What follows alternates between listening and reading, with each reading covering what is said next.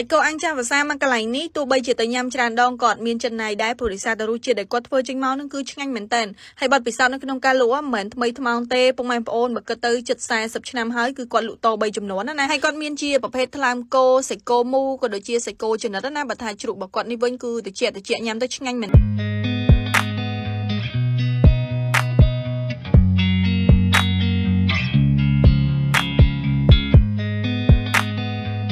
តាំងណាធូ sister ទៅនេះគឺមានឈ្មោះថាសេកូអាំងយាយសក់សនៅខាងផ្សារថ្មីណាជឿជាក់ថាមានពុកម៉ែបងប្អូនជាច្រើនប្រកាសជាធ្លាប់បានស្គាល់ទីតាំងមកកន្លែងនេះរួចមកហើយព្រោះដោយសារតែគាត់បើកលក់មកយូរហើយដោយធូ sister បាននិយាយនៅខាងដើមអញ្ចឹងគឺត3ចំនួនហើយគាត់មានជាប្រភេទសេកូមូសេកូចនិតក៏ដូចជាថ្លើមគោអញ្ចឹងទៅអញ្ចឹងបើសិនជាពុកម៉ែបងប្អូនចូលចិត្តញ៉ាំជាប្រភេទសេកូអាំងនិយាយទៅគឺថាគ្រឿងគោគ្រឿងបែបរបៀបថាយើងញ៉ាំជុំគ្នាពេលល្ងាចបែបជាអាចជាជាមួយត្រជាក់ក៏ត្រូវភេសជ្ជៈក៏ត្រូវគឺអាចមកទីតាំងមកកន្លែងនេះបានហើយឃើញគាត់ដាក់អាំងអញ្ចឹងគឺថាអត់មានខ្លាចនឹងការឈរអាំងទេព្រោះរិះសាតែនៅកន្លែងគាត់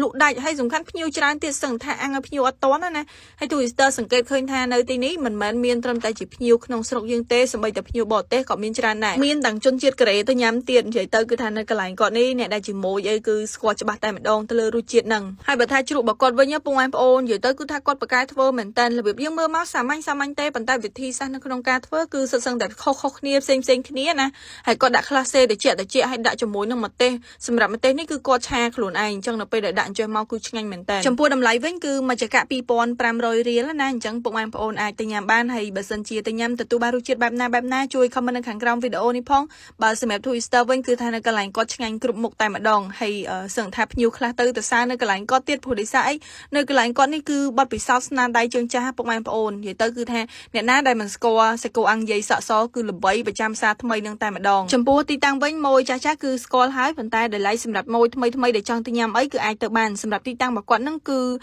នៅលើផ្លូវ51ពុកម៉ែបងប្អូនគឺផ្ទះលេខ35អញ្ចឹងសម្រាប់ Google Map Twister នឹងដាក់នៅលើ caption ក៏ដូចជាក្នុង comment ហើយសម្រាប់នំប៉័ងនេះពុកម៉ែបងប្អូនធ្វើដូច Twister ក៏បានដែររបៀបថាពេលដែលយើងញ៉ាំទៅប៉ះជាមួយនឹងសាច់គោប៉ះជាមួយនឹងជ្រូកមកគឺឆ្ងាញ់មែនតើ